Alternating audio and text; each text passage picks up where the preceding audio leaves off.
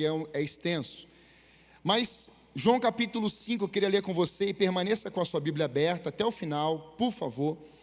Eu vou ler na NVT aqui. A partir do verso 1 diz assim: depois disso, Jesus voltou a Jerusalém para uma das festas religiosas dos judeus. Dentro da cidade, junto à porta das ovelhas, ficava o tanque de Betesda, com 5 pátios cobertos. Ficavam ali cegos, mancos, paralíticos. Diga assim comigo: cegos, mancos e paralíticos. Uma multidão de enfermos esperando o movimento da água. Pois um anjo do Senhor descia, de vez em quando, agitava a água. O primeiro que entrava no tanque, após a água ser agitada, era curado de qualquer enfermidade que tivesse. Um dos homens ali estava doente havia 38 anos. Quando Jesus ouviu e soube que estava enfermo por tanto tempo, perguntou-lhe: você gostaria de ser curado? Olha para mim um pouquinho. Se Jesus estivesse aqui agora, usando essa boca aqui como ele está, e perguntasse assim: você deseja ser curado, curada? O que você responderia? Sim, mas o sujeito aqui não disse isso. Olha o que ele disse. O homem respondeu: não consigo, Senhor, pois não tenho quem me coloque no tanque. Quando a água se agita, alguém chega sempre antes de mim. Jesus lhe disse: levante-se, pegue sua maca e ande. No mesmo instante, o homem ficou curado. Ele pegou a sua maca e começou a andar. Uma vez que esse milagre aconteceu no sábado, os líderes judeus disseram ao homem que havia sido curado: hoje é sábado, a lei não permite que você carregue essa maca. Mas ele respondeu: o homem que me curou disse: pegue sua maca e ande. Quem foi que lhe disse uma coisa dessas? Perguntaram eles. O homem não sabia, pois Jesus havia desaparecido no meio da multidão. Mais tarde, Jesus o encontrou no templo. Ele disse: agora você está curado. Deixe de pecar, para que nada pior lhe aconteça. O homem foi até os líderes judeus e lhes disse que tinha sido Jesus quem o havia curado. Pai, mais uma vez, ministre em nossos corações. Essa é a tua palavra que gera transformação em qualquer cidadão. Eu creio que o Senhor pode gerar vida e vida abundante e proporcionar a cada coração o poder da transformação. Nós entregamos a Ti os nossos corações, em nome de Jesus. Amém. Amados, nós estamos no tanque de Betesda. Eu quero fazer uma viagem com você. E essa viagem ela pode chegar até 2.800 anos, ou também a 200 anos antes de Cristo. E o tempo de Cristo, onde ele chega nesse tanque. Eu quero mostrar para você algumas coisas, rapidamente, nessa introdução, o que estava acontecendo e como que era esse tanque, historicamente falando. Nós estamos em um cenário de um homem que aqui está enfermo, paralítico há 38 anos. Ele não andava. E é interessante porque esse tanque nós temos uma multidão de enfermos, mas a Bíblia vai destacar que 3 tipos de enfermidades ela destaca: mancos, paralíticos e cegos. Então a visão muito clara para nós é que quando você vai ler alguns textos dos evangelhos, e depois Paulo fala algo a respeito disso, a respeito de Israel, é que Cristo queria mostrar em representação que muitos cegos, paralíticos, coxos, aleijados, ou com outras enfermidades, como por exemplo a lepra, era uma representação da nação de Israel, o estado que Israel vivera por muito tempo, ora sim, ora não, ora enxergava, ora estava cego, ora estava enfermo, leproso, ora era curado, ora adorava Baal e os deuses, ora estava diante do Senhor. Então nós temos uma representação, e isso vai se representar em vidas, que inclusive estavam aqui. Por exemplo, você tem o paralítico. O paralítico precisava de gente carregando. Você vai lembrar de Marcos 2, 4 amigos carregando o paralítico até a casa, provavelmente de Pedro, e Jesus está lá ensinando. Aquela casa está repleta de gente, eles não conseguem entrar, mas eles quebram, furam o telhado e entram, e levam aquele paralítico até Jesus. Então a paralisia a pessoa precisa ter uma dependência, para que alguém dê banho, dê comida, leve no trânsito ao médico. A nação de Israel, por muitos anos, viveu uma paralisia espiritual. Ela não esteve paralisada fisicamente, mas ela vivenciou uma paralisia espiritual. Quem aqui já pôde ver pessoas paralisadas emocionalmente? Elas querem um quarto escuro, obscuro, e não querem sair de lá. Talvez alguém já passou por isso aqui. Mas nós também temos os cegos. E durante muitos anos o povo esteve cego. O povo, ele, ao invés de seguir a direção de Deus, o povo, ao invés de dar valor ao que eles viram, as experiências das manifestações de Deus no deserto, ou até durante o momento da libertação das pragas ali do Egito, esse povo, ele, em alguns momentos, ele murmura tanto que ele fica cego de raiva. Parece que eles tinham um ódio de Deus, do próprio Moisés, e eles não conseguem enxergar isso, não valorizam isso, e de repente, ao invés deles olharem para Deus, eles estão olhando para um bezerro e adorando esse bezerro. Eles estão olhando para o Deus de Baal. Você vai ver a história de Elias, e Elias traz um confronto no Monte Carmelo. Ele diz: olha, vocês precisam definir, ou vocês vão adorar o Deus poderoso, ou vocês vão servir aos outros deuses. E o povo fica em silêncio, eles ficam mudos, eles ficam em silêncio pleno. Ou seja, fizeram uma escolha, eles queriam os outros deuses. Então, diante disso, você tem uma nação cega, mas também você tem os mancos ou os aleijados, que é aqueles que estavam rastejando a perna. Eles andavam com dificuldade, mas sempre rastejando. Você conhece alguém assim? Ou talvez você já vivenciou esses três quadros: cego espiritualmente, um manco espiritualmente, sempre puxando, sempre com peso, sempre reclamando, sempre com muita dificuldade. Ou talvez você já tenha vivido a paralisia espiritual. E aí Deus te achou. Glória a Deus. Você recebeu a presença de Cristo, o Espírito Santo desceu em você, está aí agindo, Ele está arrancando o que é velho, está estabelecendo o vinho novo, trazendo alegria, trazendo os dons, trazendo a transformação, arrancando o lixo, arrancando a podridão, e Ele está nesse processo, na sua vida até hoje, e vai acontecer até a volta de Jesus, amém? Então nesse cenário apontava isso, e é interessante porque o que esse lugar era na época, e eu estava comentando com a igreja pela manhã, que dentro desse tanque, o tanque de Betesda, chamado numa linguagem, seja aramaico ou até no grego, dizendo como um tanque da casa de misericórdia. Se você for pegar bem especificamente na língua original, vai traduzir casa de misericórdia ou casa da graça. E ali nós temos uma multidão de enfermos ali. É casa. E a grande pergunta que a gente pode se fazer é: por que esse povo viveu ali? O que tinha nesse lugar que as pessoas eram deixadas ali, outras elas iam parar ali? Por certo, a política ou o contexto naquele lugar era que os doentes e enfermos precisam ficar em um canto, rejeitado da comunidade. Então quem era leproso, afastado da sociedade. Quem era manco, era afastado da sociedade. Quem não tinha uma mão, afastado da sociedade. Então eram os rejeitados. Eles não poderiam sair daquele lugar, não poderiam andar e conviver com as outras pessoas. Ali era o lugar deles. Mas algumas pessoas chegaram ali por conta própria. Algumas pessoas viveram aquele ambiente porque elas queriam ficar ali também. Se você chegar hoje com um caminhão oferecendo casas, comida e tantas coisas em um lugar onde há pessoas dependentes, pessoas que vivem às vezes no uso das drogas, você pergunta assim: eu tenho tudo isso para você, você vai ouvir de muitas delas: eu não quero sair daqui. Porque além de ter necrosado muitas vezes a mente, ela se tornou refém daquilo. É o espírito da escassez em alguns corações.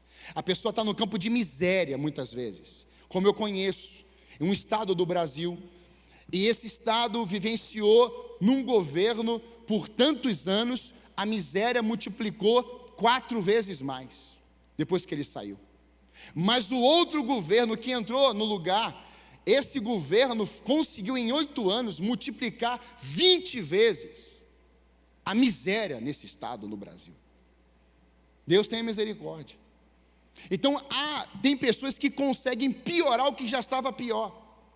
Então há pessoas que olham para esse cenário e falam assim: olha, eu estou tão refém disso que quando você me oferece um prato de comida ou uma cesta básica, isso vai me satisfazer muito. Então ela se torna prisioneira da escassez, porque uma mentalidade entrou e governou a cabeça dela, muitas vezes. Não são todos, mas muitos vivem isso, e muitos querem continuar vivenciando isso. Você oferece, eu conheço um pastor, um grande missionário no Brasil, ele está num campo desafiador, e ele fala assim: pastor, nós oferecemos a cesta, nós oferecemos, agora eles estão com o projeto de construir casas, e tem gente que diz: eu não vou sair daqui, eu não vou aceitar. Difícil. Então, meditando e pesquisando um pouco a respeito desse tanque, é interessante porque nesse lugar nós temos 2 tanques, que vai ser o tanque da parte norte e a parte sul. O tanque norte, se você pesquisar, você vai ver dois tanques mesmo. Então a água da chuva caía nesses tanques, e esse tanque é como se fosse um reservatório. Sabe a Sanepar? Recebe chuva, trata a água e vai para casa, vai para a cidade. Isso acontecia aqui também, a chuva caía, esse ambiente com tanta água tinha como se fosse uma valeta, e essa água chegava até a cidade. Inclusive, nas pesquisas você vai ver essa água chegando inclusive no próprio templo. E aí a gente começa a perceber que esse tanque do norte foi construído há mais de 2.800 anos, contando nos dias atuais. Um tanque construído há mais de 2.800 anos. Ele era como uma barragem, como eu te falei, mas o tanque do sul, ele foi construído 200 anos antes de Cristo, e esse tanque está lá até hoje. Você entra, a israelita está explicando todo o processo, e ela mostra com detalhes, e pedras são as originais, tudo original. Só que ainda existe a parte de baixo do tanque, ainda tem lá a água, mas aquela água não é mais usada, ela não serve mais para nada, só está lá. Quando chove, enche um pouco, mas eles não usam aquela água mais. E eu estou te falando isso tudo por quê? Porque nesse período, o tanque começa a ser chamado tanque das ovelhas, no tempo de Jesus. A tradição fala que as ovelhas eram levadas até esses tanques, e elas eram lavadas. Então pegava-se cada ovelha, levava-se até esse tanque tem pelo menos 13 metros de profundidade, então não era muito fácil pegar a ovelha, entrar no tanque. Imagina a cena, 13 metros. Então o que muitos estudiosos colocam? Que eles pegavam essa água com baldes ou algum material, lavavam as ovelhas, lavavam seus corpos para irem até o templo. Isso se chamava o tempo da purificação, antes de chegar lá no templo. Por que lavar a ovelha? Porque a ovelha seria instrumento de sacrifício. Por que se lavar? Porque eles tinham que se apresentar no templo, era o ambiente religioso mais importante no Antigo Testamento. A figura central era o templo. Você tinha o tabernáculo, você tem a tenda, você tem o templo de Salomão, e depois você tem mais algumas coisas. Então o povo ainda estava indo fortemente para o templo, então tinha que fazer essa prática. E de manhã eu falei, muitas vezes nós entramos num rótulo ou numa verbalização assim: Jesus te aceita de qualquer jeito. E eu te digo que Ele não te aceita de qualquer jeito. Tem que passar pelo processo da cruz, tem que entrar na cruz. Você precisa, na verdade, entrar na cruz para que você morra, renunciando a si mesmo e tomando Ele como direção, como porta, como vida da sua vida. Aí sim o Espírito vai trabalhar em você copiosamente, momentaneamente, até a volta de Jesus. E é diante desse quadro, nesse mesmo local, que vai se acreditar que nesses banhos de purificação, de ritual, e aí a gente começa a ver o que está ao redor desse tanque. Nesse tanque você tem um edifício chamado Fortaleza de Antônia, que é pertinho, você do tanque vê essa fortaleza, e foi ali que Jesus foi julgado. É interessante perceber que os romanos nesse tempo eram o império dominante a tudo isso. Então Jesus nasce junto com João Batista ali, os discípulos, e o império que governa é o império romano. E o império romano, ele tem como se fosse uma aliança com o paganismo. O pagão ou os pagãos, eles desenvolviam crenças, costumes, práticas contra Deus. E eu estava buscando isso aqui, juntamente com os romanos, que também eram pagãos, acreditavam em muitos deuses, e entre eles tinha um deus chamado Asclépio. E esse nome Asclépio significa Deus da medicina e da cura. Você está começando a entender agora do que está por detrás do tanque de Betesda? Eu estou te trazendo uma camada espiritual para você começar a entender o que é que estava de sistema de aprisionamento a mancos, cegos, paralíticos. Você tem o império, você tem os pagãos, você tem práticas, você tem pessoas que estão falando algo com doutrinas, mas tudo isso tem a ver com o quê? Com feitiçaria, com idolatria, com aprisionamento da alma, do espírito e do corpo. Eles construíam perto do tanque de Betesda o que podemos chamar de piscinas de cura. Mas estamos, irmãos, sabem que cenário aqui? Em Jerusalém. E a grande pergunta é: como que pode Jerusalém hospedar e desenvolver isso se o Cristo foi declarado, ele vem, ele está ali na região. No auge ou no período judaico, o templo de Jerusalém ficava próximo a tudo isso. Jerusalém, irmãos, governada por Roma, pagãos alimentavam esse sistema. Essa área das piscinas ficavam fora das muralhas, como o próprio texto diz, no tanque das ovelhas. E isso era muito forte nesse contexto aqui. Por quê? Porque nós estamos dentro de uma visão que vem lá da antiga aliança, de um povo que sai do Egito, mas o Egito não sai do coração. E a idolatria, a feitiçaria, esse desenvolvimento de buscar uma coisa para se adorar, tinha no tempo de Jesus também. E aí, quando a gente começa a entrar nessas esferas ou ambientes, você percebe que essas piscinas, elas vão funcionar mais à frente como um mini templo pagão dentro de Jerusalém. Então eu tenho o templo perto em Jerusalém, e agora eu tenho um tanque que está sendo trabalhado, um sistema com mini piscinas próximas a ele. Por quê? Porque agora o sistema está dizendo: olha, se você ficar aqui, se você experimentar o movimento das águas, que o anjo desce aqui, isso era um trabalho místico, e eu vou falar isso aqui. Então havia uma fala, uma declaração sempre mística, sempre do além, sempre do desenvolvimento e sempre afastando da verdade. Como o diabo hoje tem conseguido afastar pessoas de Deus? Colocando mentiras. Ele é o pai da mentira. Ele engana, ele enfraquece, ele vai minando a sua cabeça. Então Cristo é o caminho, é a verdade e a vida. E aí João capítulo 10 vai dizer que o ladrão vem. Tá, o ladrão, muitos falam assim: pastor, não está escrito diabo. Pois é, então conversa com ele. Vai lá, se ele não vai querer te roubar, te matar e te destruir. É a função dele, ele é especialista em matar, roubar e destruir. Então ele vai trabalhar sempre como opositor. E aí ele vai usando mecanismos culturais, ideológicos, ele vai usando diversas redes sociais, ele vai usando outros mecanismos. Hoje não tem o tanque de Betesda nesse literal, mas ele vai usando outros tipos de piscinas de cura.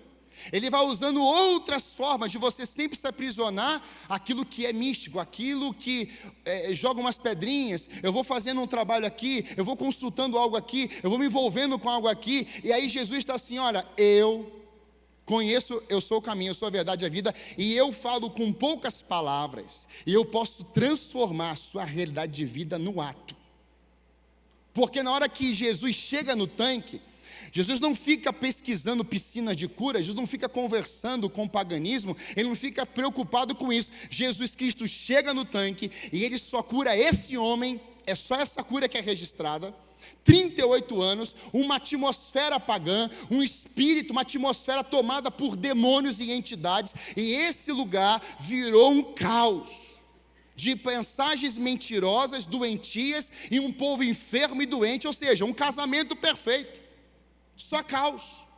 Mas Jesus Cristo chega até o tanque, ele está indo para uma festa, e talvez a festa era das cabanas, lembrando da provisão de Deus. Jesus gostava de festa, mas ele está olhando para um tanque, ele está olhando o que está ao redor de tudo isso. Ele seria no futuro julgado na fortaleza ali de Antônia, e agora ele chega no tanque e com uma frase ele diz: o que você quer que eu te faça? Ele diz: ninguém me ajuda a descer do tanque. Quando eu penso em descer, vem alguém, pula na água, e eu não sou curado. E Jesus fala assim: levante-se. Jesus não teve pena dele, não. Jesus não tem pena da gente. Jesus tem dó. Não, Jesus não tem dó, nem ré nem mi. Jesus tem palavra. Diga assim: Jesus tem palavra. Irmãos, quando ele abriu a boca, Jesus pisou naquele lugar, eu já fico imaginando os espíritos que estavam agindo nas enfermidades daquelas vidas ali. Eu fico imaginando os espíritos pagãos, as divindades, falando a parte espiritual. Ele chegou no tanque. É isso que aconteceu com o gadareno. Ele chegou. Quando Jesus Cristo pisou no tanque de Betesda, não era só, irmãos, um simples tanque com água. Se é 2.800 anos ou 200 anos, não importa isso, é só para você conhecer um pouco da história. O que importa é que quando chegou no tanque de Betesda, a atmosfera iria mudar. Quando Jesus chegou no tanque de Betesda, ele falou assim: olha, eu vim aqui para destruir toda essa atmosfera e dizer que não é o paganismo que salva, não é essa religião que salva, não é esse sistema que salva. Eu vim para que tenham vida. E ele diz: levanta e anda, carrega a tua maca e vai. São poucas palavras. Jesus é um homem de poucas palavras, mas Jesus poderia talvez olhar e falar assim: olha, eu vou te melhorar um pouco. Não, o evangelho quando vem, ele transforma. Diga assim: Jesus não quer melhorar a minha vida, Jesus quer transformar a minha vida. Irmãos, há uma mentalidade para muitos hoje, e o diabo coloca isso, de que Deus quer te melhorar. Deus não quer melhorar ninguém. A função do Espírito é arrancar o que não presta e estabelecer em você a cultura do céu, os dons, a verdade dele. Então não fique agarrando: não, porque eu estou vivendo um processo de melhoria. Não, melhoria você vai ver em outras áreas, você vai melhorar em outras áreas, desenvolver capacitação e tudo mais. Agora o evangelho, irmãos, as boas novas, é para mudar a cor dos teus pés, é para mudar o efeito da tua língua, é para transformar a tua mente. Romanos 12 fala isso, porque ele vem para renovar a nossa mente, porque a vontade dele é boa, agradável e perfeita. É renovação da mente, é transformação. Então eu olho para tudo isso e eu percebo que todo esse contexto que eu te falei, olha o que tem lá: tanque de Betesda, casa de misericórdia, piscinas de Asclépio, curas, movimentos sobrenaturais, entre aspas. Nós temos nesse lugar a cura do paralítico, mas nós também temos o templo para Asclépio. O templo de Jerusalém está ali, mas foi construído também um templo para Asclépio. Nesse mesmo ambiente nós temos os cristãos que vão contribuir, chamando a igreja de Bizantina. E depois nós temos mais uma igreja cruzada. Isso tudo foi vindo depois, até chegar hoje lá, igreja de Santa Ana. Muitos colocam como a mãe de Maria. E se você for ver hoje lá tem uma bandeira da França. Houve uma guerra, e a França ajudou um povo que estava ali em guerra, e eles doaram esse pedaço, como se fosse uma embaixada francesa lá dentro, lá nesse endereço.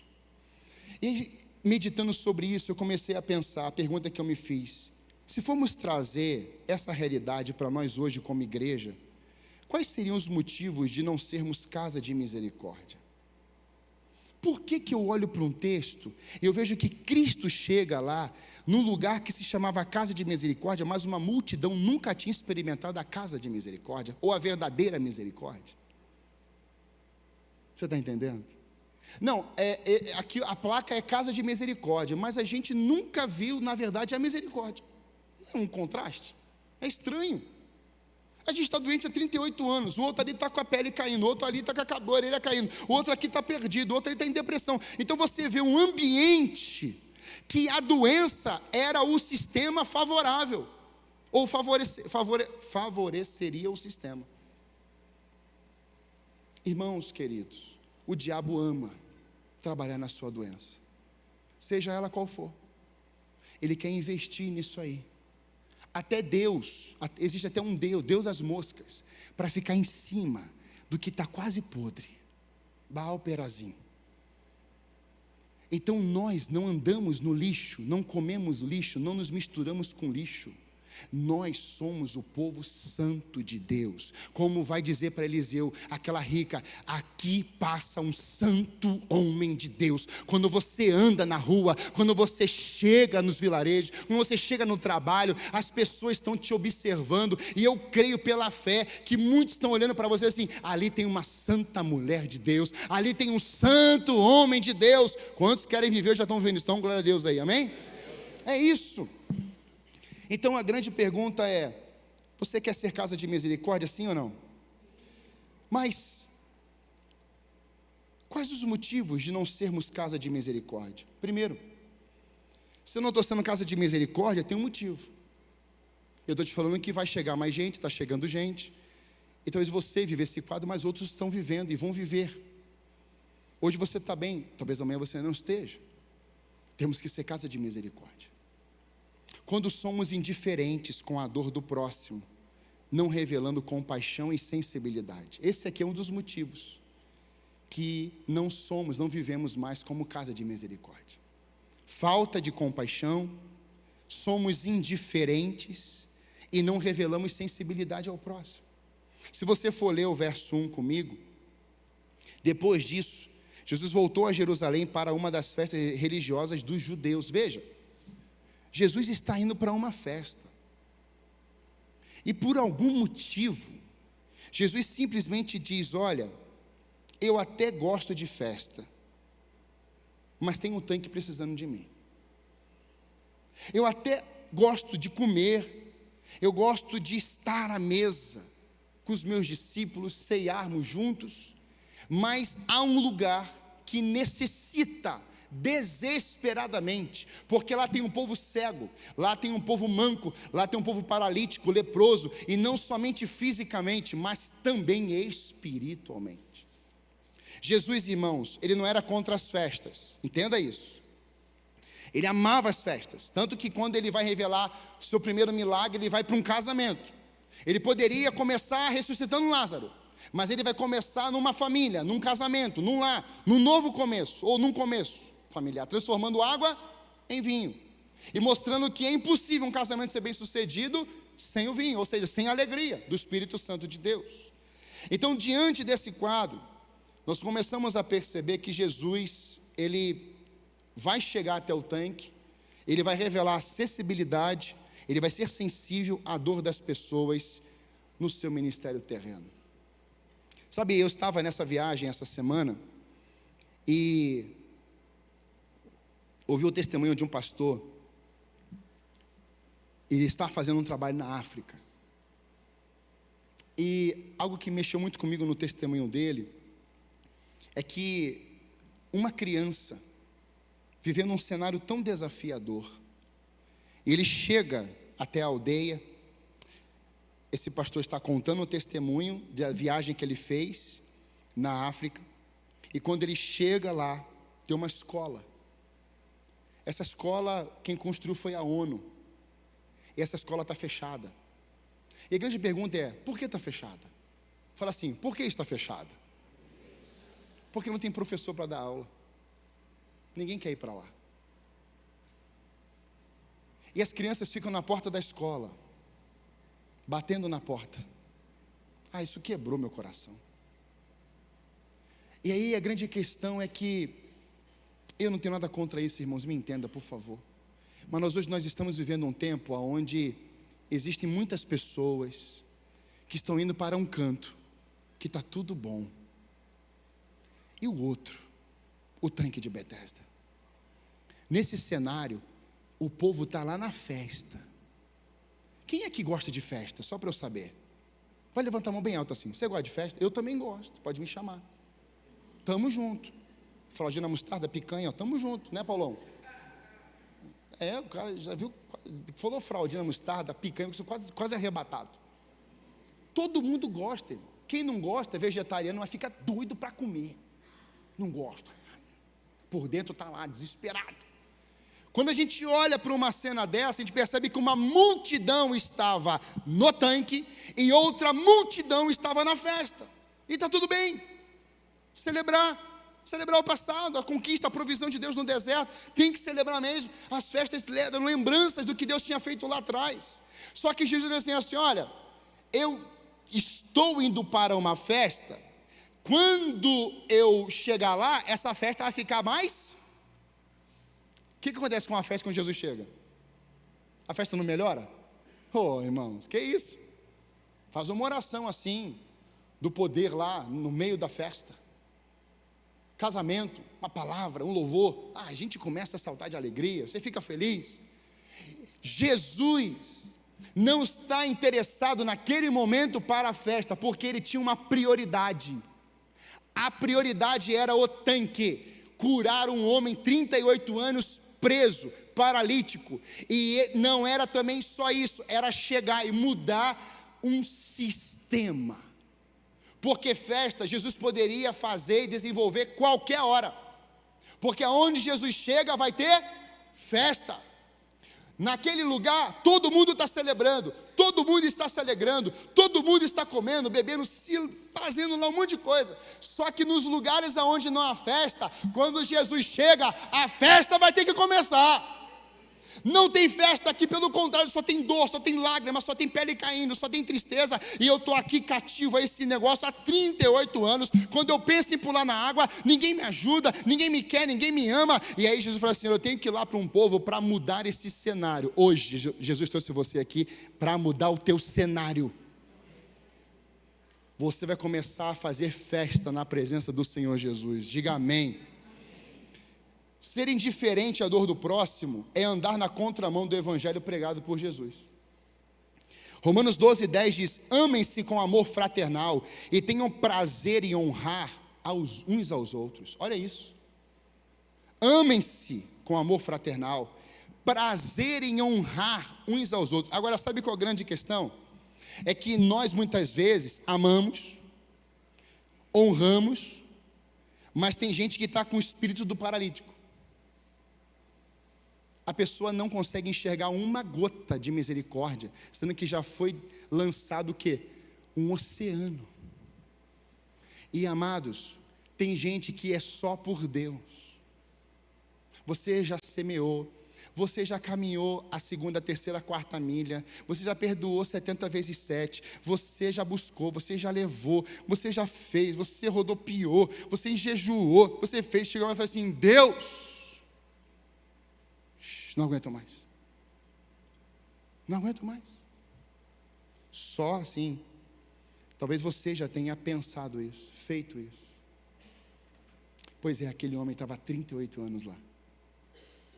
E Jesus chegou lá. Com compaixão, graça, misericórdia, com acessibilidade. Sabe, irmãos, eu creio que Deus quer usar a igreja nesses dias para isso. Não só das pessoas entrarem aqui, mas a gente também em alguns lugares que ninguém quer pisar mais. Eu estava lá no retiro dos pastores, e lá é um lugar assim, é muito doido, né? Porque ele não tem estrutura nenhuma.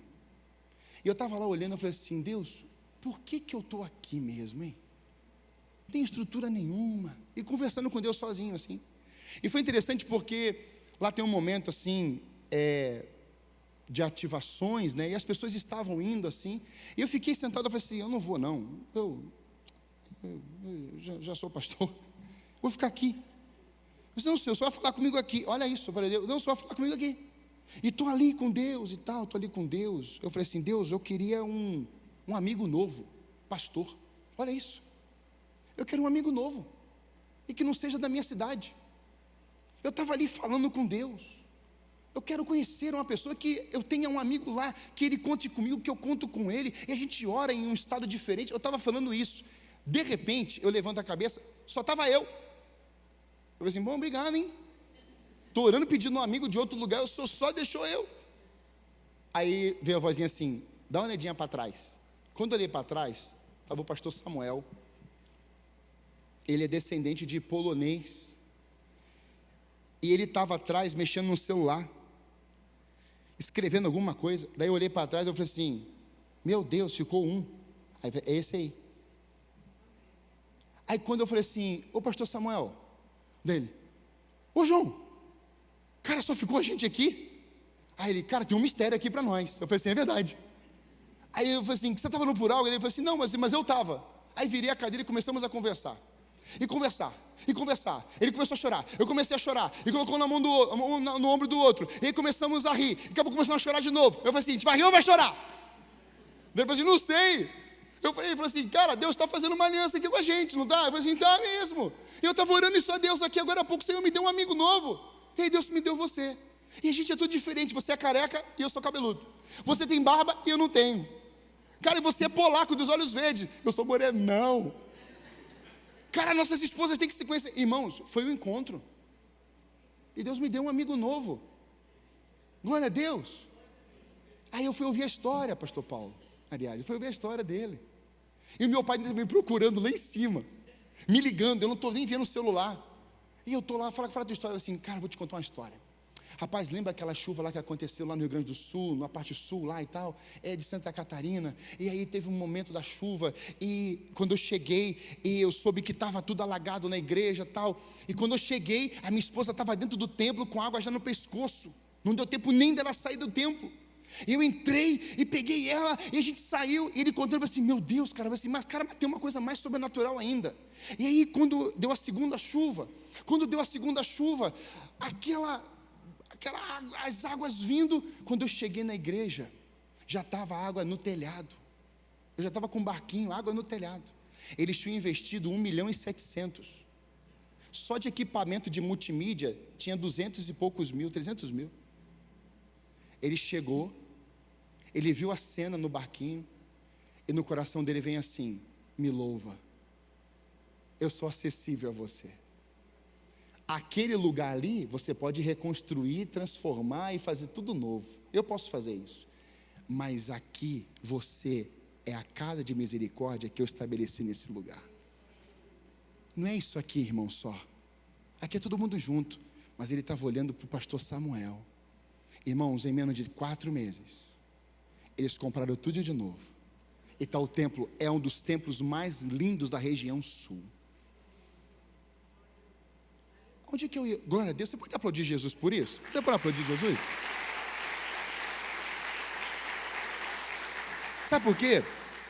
Porque as pessoas começaram a passar naquele lugar e viram o nível das águas. E talvez alguém tenha dito assim, poxa, foi lá que eu me encontrei com Jesus, olha como é que está hoje o templo. Poxa, foi ali que eu recebi Cristo na minha vida, foi uma mensagem, foi um abraço, foi lá. Aí o povo que começou a passar nos barquinhos, depois a água foi baixando, começou a pensar isso, o pessoal começou a fazer o quê, Vinícius? Eu vou ofertar. Porque aquele lugar foi casa de misericórdia para mim, aquele lugar foi casa de bênção, foi casa de graça. O pastor não precisou fazer campanha nenhuma, porque o povo que foi transformado, o povo que foi mexido, aquele mesmo povo que estava honrando agora a Deus e honrando a fé dos seus líderes, eles estavam dispostos a investir tudo de novo, e por causa dessa unidade o templo foi reconstruído, e hoje eles estão lá com um templo maior, a igreja está lotada de gente, com uma casa de misericórdia. Você hoje está sendo impactado aqui já há algum tempo, mas está faltando alguém. É o teu próximo. Então você vai honrá-lo, você vai amá-lo, você vai investir nele, você não vai desistir, e daqui a pouco ele está descendo as águas aqui. Você crê nisso, amém? O segundo motivo que a igreja, ela não exerce essa missão de ser casa de misericórdia, é quando a igreja abre guarda para o misticismo, permitindo que o movimento das águas distorça a fé. Vou repetir. Quando que a gente não é casa de misericórdia? Quando a igreja abre a guarda para o misticismo, permitindo que o movimento das águas distorça a fé genuína. Olha os versos 3 a 4, por favor. Ficavam ali cegos, mancos, paralíticos, uma multidão de enfermos esperando um movimento Estão esperando um movimento. Pois um anjo do Senhor descia de vez em quando e agitava a água. O primeiro entrava no tanque, após a água ser agitada, era curado de qualquer enfermidade que tivesse. Um dos homens ali estava há 38 anos. Tem muita gente na igreja, fora dela, esperando um movimento das águas. Vai descer um anjo aqui e vai abrir a porta da esperança, do sucesso profissional. Não. Próximo ao tanque, irmãos, eu te falei, existia nesse tanque o que se chama Fortaleza de Antônia. Ali Jesus foi julgado. Foi nesse ambiente que Asclépio está sendo adorado como o Deus da medicina e da cura. Mas eu te disse também que nós estamos em Jerusalém, e nós temos que lembrar de algumas coisas. Nós temos que lembrar de que Deus na história nunca foi místico. Deus na história nunca trabalhou com ocultismo. Deus na história nunca trabalhou com fezinha. Deus sempre trabalhou com a sua palavra. Foi a palavra. A palavra tirou o povo de Jesus do deserto. A palavra criou todas as coisas. Como eu te disse pela manhã, no princípio criou Deus, Bereshit, Bara Elohim, Bet, Bereshit, primeira, essa segunda letra B, Bet, do alfabeto hebraico, chamado casa. A Bíblia começa com uma letra casa, e a Bíblia termina em Apocalipse com o quê? Casa, morada eterna de Deus. Ou seja, há um projeto celestial para o povo de Deus, uma morada eterna do Senhor como casa. E a grande questão que eu olho aqui é que Deus estava enviando Cristo, guiado pelo Espírito Santo, para um lugar, e aquele lugar nunca havia sido visitado pela própria misericórdia. Há lugares que nunca experimentaram uma visitação. Irmãos, eu estava na ilha lá, das ribeirinhas, e nós estávamos num lugar desafiador. Quando a gente saiu de lá, o pastor da ilha foi conosco até a ponte, para a gente entrar no barco e vir embora. Irmãos, o semblante dele, de alegria, oramos por ele, fizemos tantas coisas lá. Mas quando eu tenho uma foto, eu tirei foto dele, ele assim, ó. Irmão, foi uma visita de 2h30 só. Mas ele estava lá, um senhorzinho de idade assim. Aí quando ele foi voltar, ele voltou correndo. Aí ele começou a andar assim na lateral do rio e dava tchau. Só que, irmãos, eu fiquei pensando assim, ele vai voltar para a realidade dele. Ele vai voltar para lá. E eu fico pensando na esposa dele ainda lá no templo, pequenininho. E eram eles dois. E aí quando eu comecei a pensar e analisar toda essa história, todos esses contextos aqui, eu comecei a entender de que Jesus não estava olhando simplesmente para um momento ou um movimento. Jesus não trabalha com um movimento. Jesus trabalha para gerar mudanças. E aí eu começo a perceber que essa mensagem, ela precisa ser uma mensagem voltada para a cruz. Irmãos, o povo na antiga aliança era tão místico que eu preguei aqui sobre o bezerro de ouro. Mas houve um momento na história, eu já falei isso, eu vou repetir, que o povo estava pecando tanto que Deus permitiu as serpentes como um juízo de picar o povo. E o povo, ao ser picado, muitos iam morrendo. E alguns estão olhando a cena e falam assim: Moisés, ora o teu Deus. E Moisés ora, e Deus fala assim: olha, ok, construa um poste, coloca ali uma serpente de bronze. O povo que foi picado pela serpente, ao olhar para a serpente de bronze, vai ser curado instantaneamente. Moisés constrói a serpente de bronze, o povo olha, e o povo que foi picado vive, e não teve mais morte. Isso era uma mensagem profética. Cristo seria levantado no madeiro. O efeito do pecado vindo sobre nós gerou o quê? Morte, separação. Quem olhar para a cruz e viver a vida a partir da cruz, ele é o efeito, ele é o antídoto contra o veneno. Então, quando a serpente picou, o pecado entrou, a única forma de vencer o quê? Com Cristo. Glória a Deus.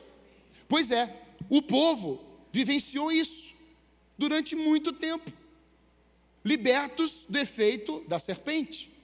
O problema, amados irmãos, é que durante os anos vão se passando, autoridades vão morrendo, a história vai sendo contada de geração em geração, e precisou Deus levantar um rei chamado Ezequias. Deixa eu te falar uma coisa, do deserto, na hora que levanta a serpente de bronze, até o rei Ezequias ser levantado para fazer uma reforma em Israel, foram 700 anos. 700 anos de geração em geração, o povo não estava só mais olhando para a serpente de bronze, o povo estava adorando a serpente de bronze. Aí Deus fala assim: Ezequias, levanta, anda e quebra tudo aquilo lá. Ele vai lá e quebra tudo. Irmãos, era o povo de Deus. Tem muito crente segurando a cruz, se vê um endemoniado, é um problema difícil, o que eu faço agora? Vou procurar uma igreja para receber a minha bênção.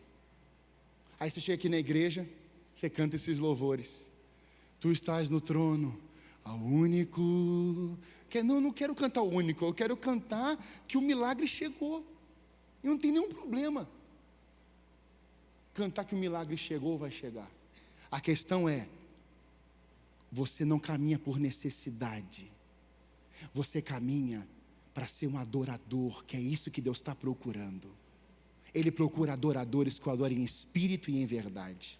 Quer ver coisa linda? Feche seus olhos, por favor, alguns segundos. Agora começa a cantar assim comigo: ao único que é digno de receber a honra e a glória, a força e o poder, ao Rei eterno, imortal, invisível, mas leal, a Ele ministramos o louvor. Olha para mim. A sensação não é de um prazer glorioso em Deus. Sabe por que você sentiu isso?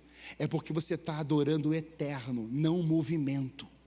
Você está orando o grande eu sou, não o pequeno. Você está adorando aquele que é, e não aquele que faz simplesmente, é aquele que é.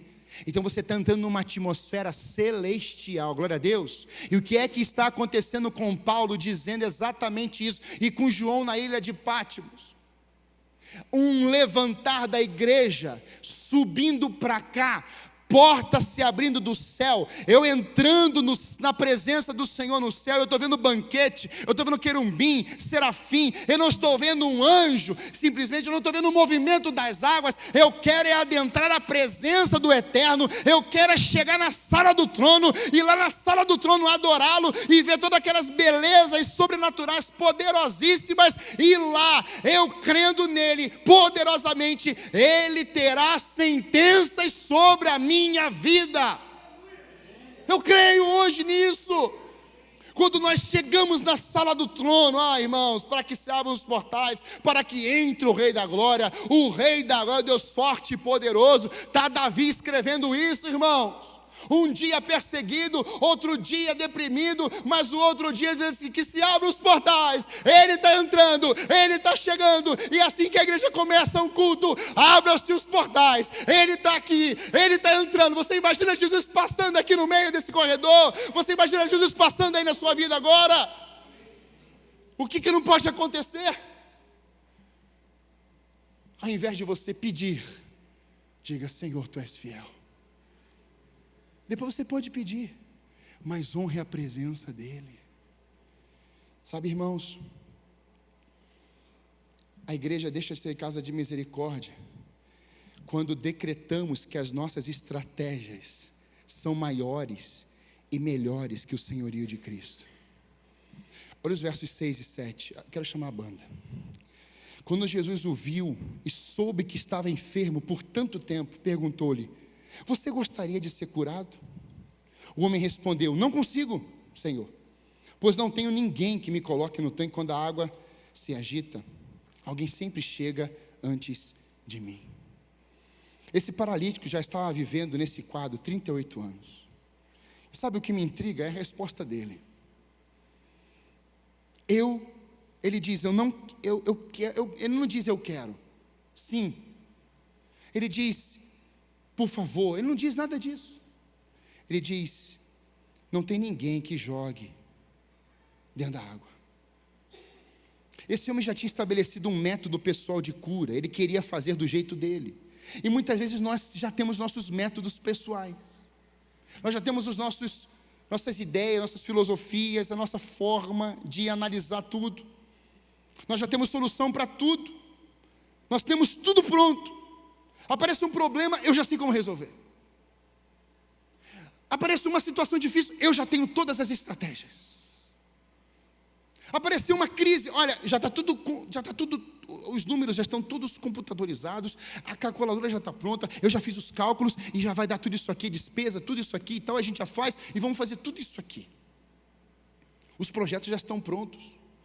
E falamos para Deus, Senhor, já está tudo aqui pronto, só pode dar só um empurrãozinho aí nas águas. A gente chega para Deus e diz, Senhor, está aqui, ó, o Senhor não precisa fazer nada. Eu sei que o Senhor é arquiteto, o Senhor é o criador de todas as coisas, o Senhor é o projetista, o Senhor é o dono de tudo, dono da prata, o Senhor precisa, mas Senhor, eu só preciso que o Senhor dê só um empurrãozinho assim nas águas, para funcionar. Tem gente, irmãos, que tem essa facilidade. Os problemas chegam, ela já prepara uma estratégia, monta um projeto, ela já pensou em tudo. Mas ela só não correu para quem resolve. Ela só não entregou a agenda em branco. Nós fizemos isso um ano. Eu estava em crise com a agenda. Acho que todo mundo passa por isso, que tem liderança, né? Fora. E eu estava já com todos os projetos assim, na virada do ano, assim, não, vou fazer isso, aquilo. Não é que você não tem que ser organizado, claro que tem que ser. Agora, irmãos, tem agenda que é a gente que cria, que é a gente que faz, a gente se arrebenta. E Deus ministrou no meu coração, quem foi que mandou você ir pregar em todos os lugares? Quem foi que mandou você estar em isso, aquilo? Foi você.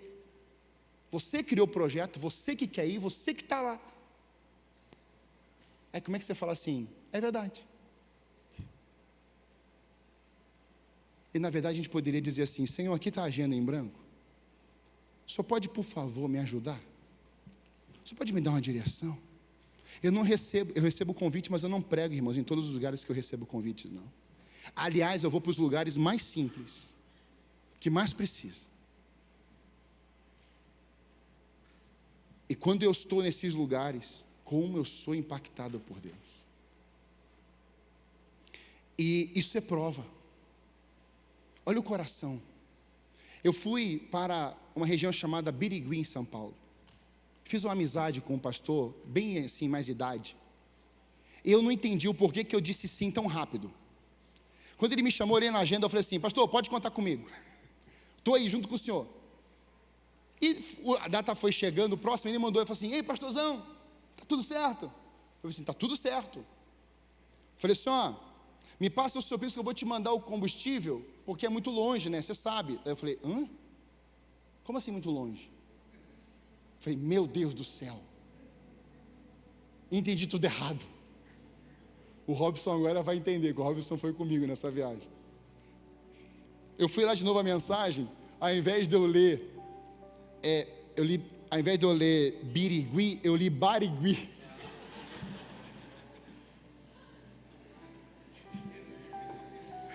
Pensei que era a igreja batista ali no Barigui ali, do pastor Samuel também. Falei, Senhor da glória, estou lascado. E agora vou falar para a Débora, tinha que falar com a Débora, e tinha que fazer todo um planejamento, que quando é pertinho você vai e volta na mesma hora, não é verdade? mesmo dia. Agora eu tinha que fazer uma viagem, e tinha que sair na quinta-feira, e voltar só na segunda-feira. Assim, meu Deus do céu.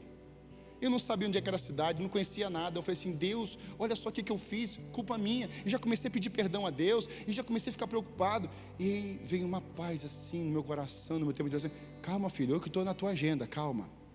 Isso é comigo, essa agenda sou eu que agendei. Aí me deu uma paz, aí eu fui para a viagem. Irmãos, chegamos na cidade. Quando eu cheguei na cidade, o pastor me recebeu. Já fomos direto para a churrascaria. Eu falei assim, o senhor está nesse negócio, glória a Deus.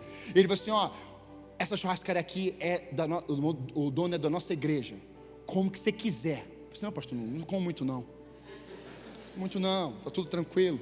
Ele disse, meu amigo, come. E aí fomos comendo, aí já fomos para o hotel, e aí já descansamos, já fomos pregar à noite. Irmãos, ele falou, fui para a igreja, o pastor Samuel estava assim, meu amigo, e já começou a me chamar de meu amigo. E ele tem um cabelo branquinho, sabe? Assim, penso uma coisa linda. É o pastor Samuel. Parece um voo para mim, assim. Ele falou assim, rapaz, a gente está numa batalha aqui. Eu falei assim, pastor? A gente passou uma crise aqui, rapaz, há uns poucos anos atrás, menos de 3, 4 anos, com o problema de líder dos jovens. Líder dos jovens caiu. A cidade toda soube, foi uma coisa horrorosa. Até isso hoje, rapaz, está me sangrando.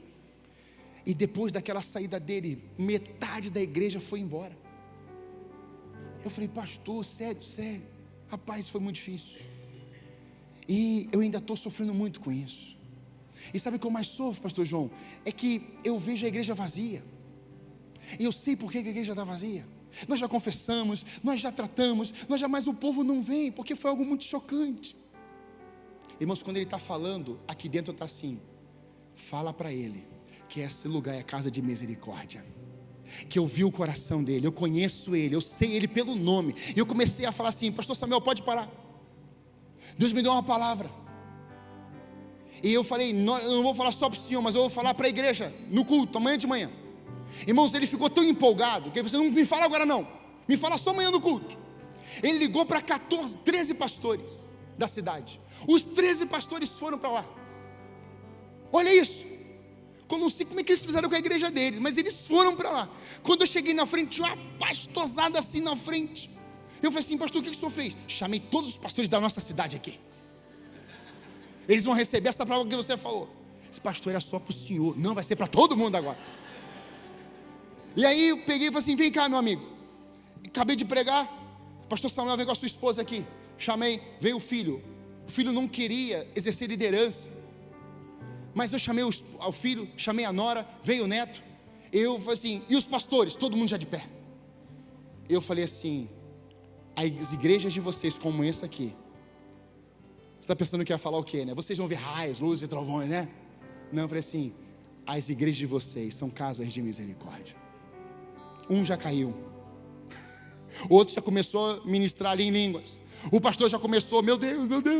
Eu falei assim, agora pastor, o senhor pode ficar em paz, que amanhã essa casa vai ter que procurar cadeira, porque não vai caber gente aqui.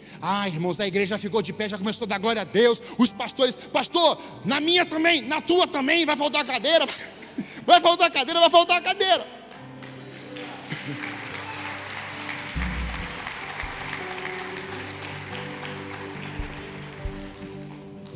Domingo de manhã pregamos e fomos para o culto domingo à noite. Eu falei assim, Senhor, eu falei, o Senhor falou que essa agenda era tua, agora o resto é com o Senhor, pelo amor de Deus.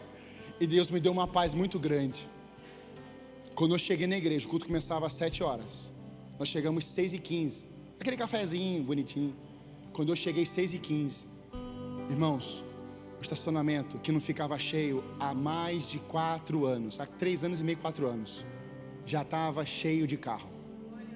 E aí ele chega, Brito, vamos no estacionamento. Você não tem noção, está acontecendo alguma coisa. Eu falei, o quê? Não sei, mas tá. Eu falei assim, sério, eu estou vendo um monte de carro. E esses carros aí, é sempre assim no meio da noite? Metade desses carros nunca apareceu na igreja, há muitos anos. Eu falei assim, Deus está fazendo uma coisa. Fomos tomar um café, Alguns pastores voltaram à noite, e estamos conversando. Eu falei assim, pastor, vamos entrar no templo antes, eu sei que o povo deve estar lá já. Ele falou assim, não, o pessoal demora a chegar. Quando a gente chegou, era 6:50, a gente entrou no templo. Eu estou vendo gente, pastor, sabe onde é que tem cadeira? A gente não tem mais cadeira. Irmãos, o templo já estava lotado de gente, lotado, glória a Deus, glória a Deus. Irmãos, quando eu olhei para aquela cena, eu falei assim, meu Deus, funciona. E aí a crise foi, pega os jovens, põe no altar, e o povo está lá. Irmãos, esse pastor me abraçou, ele é fortinho, sabe, bem fortinho. Ele me abraçou, eu falei assim, pastor, cuidado com a minha costela. Ele me abraçava, ia amassando assim. Ele falou assim, Deus te usou, e você pensando que ia para o Barigui, e você veio para Birigui. Sabe por quê, irmãos? Porque eu tinha uma agenda no Barigui, Deus tinha uma agenda em Birigui. E lá, irmãos, eu falei com ele agora no bambu, eu falei assim, meu amigo, a igreja nunca mais ficou vazia. Aí tinha um pastor atrás. O pastor falou assim, Brito, lembra que eu falei assim, faz na minha. Brito, não cabe mais na minha igreja. Agora eu vou pregar lá, tem um jambu. Olha isso, jambu. Eles ficam o dia inteiro em jejum no mato. Ele falou assim, João, você tem como vir aqui 1º de maio, dia do trabalho. Eu falei assim, meu Deus, feriado. Eu vou, só que eu tinha dito que eu vou ano passado. Eu não me liguei no dia de feriado. Aí eu falei assim, tem agenda lá. Eu vou quinta, a gente vai ministrar o dia inteiro para os pastores da cidade. Sexta, vamos ministrar na igreja A, bem carente. Vamos ministrar na igreja B, vamos ministrar. Sabe por que eu estou te falando tudo isso? É que quando você pensa que tem uma agenda, mas você entra na agenda de Deus, Ele faz de uma semente multiplicar em vários frutos. Você quer ser casa de misericórdia? Eu tinha mais um monte de coisa aqui, mas a gente vai parar. Eu quero ser casa de misericórdia nesse bairro. Eu quero que a nossa casa aqui seja a casa de misericórdia para os missionários, pastores caídos, para os mancos, para os leprosos. Mas talvez hoje você chegou aqui precisando voltar para a casa de misericórdia. Talvez hoje você esteja aqui dizendo assim, pastor, antes de eu ser a casa de misericórdia, sou eu que preciso da casa de misericórdia. Você pode ficar de pé no seu lugar? Nessa noite, nós vamos cantar. Enquanto nós estivermos cantando, se o Espírito tocou no seu coração para você ser, ou você voltar para a casa de misericórdia, ou você entregar seu coração para aquele que é a misericórdia, Jesus entrar em você, eu queria que você deixasse o seu lugar, e você viesse aqui, eu quero orar com você, eu quero te conhecer.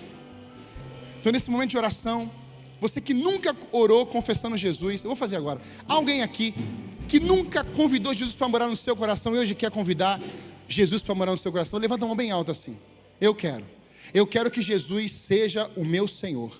Eu não quero mais crer em algo místico. Eu quero o Redentor. Eu quero Jesus. Eu quero o meu Senhor. Há alguém nesse lugar aqui que hoje está assim, eu quero Cristo como meu Senhor e meu Salvador. Há alguém, só levantar bem alto assim, eu quero.